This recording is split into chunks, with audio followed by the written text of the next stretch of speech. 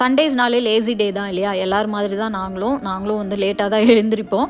So French toast தான் பண்ணியிருந்தேன். Simple breakfast தான் எப்போவுமே நான் சண்டேக்கு ப்ரிஃபர் பண்ணுவேன். ஸோ அதுதான் பண்ணிகிட்ருக்கேன். அண்ட் இன்றைக்கி ஏதாவது எனக்கு உங்களுக்கு கருத்தாக நான் ஏதாவது சொல்லணும், ஏதாவது பேசணும் அப்படின்னு தோணுச்சு. என் லைஃப் எக்ஸ்பீரியன்ஸஸ்லாம் வந்து நிறையா லவ் ஸ்டோரியில் ஷேர் பண்ணியிருக்கேன். ப்ளேலிஸ்ட்டே இருக்குது, லவ் ஸ்டோரி ப்ளேலிஸ்ட்டே இருக்குது. போய் செக் பண்ணுங்கள், மறக்காமல் சேனல் செக் பண்ணுங்கள். Setting a boundary is an important thing லைஃப்பில். நான் வந்து அது ரொம்ப இப்போ தான் ரியலைஸ் பண்ணியிருக்கேன். கூட இருக்கிறவங்க தப்பு பண்ணும்போது அது தப்புன்னு சொல்லி பழகுங்க. அவங்க அதை அக்செப்ட் பண்ணிக்க மாட்டாங்க. அக்செப்ட் பண்ணிக்காதது அவங்க பிரச்சனை, அது நம்ம பிரச்சனை கிடையாது.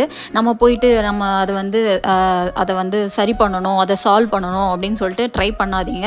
அவங்க பண்ண தப்புக்கு அவங்க தான் அதை யோசிக்கணுமே ஒழிஞ்சு நம்ம அதை பற்றி கவலைப்படக்கூடாது.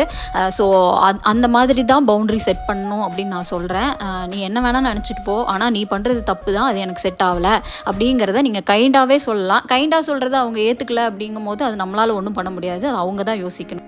ஆக்சுவலி அது வந்து ஒரு ஆசம் குவாலிட்டி. ஆனால் அதை வந்து நல்ல மக்கள் மட்டும்தான் புரிஞ்சுப்பாங்க. நல்ல மக்கள் ரொம்ப கம்மி. ஆனால் கெட்டவங்க நிறைய பேர் இருக்காங்க, அதை யூஸ் பண்ணிப்பாங்க.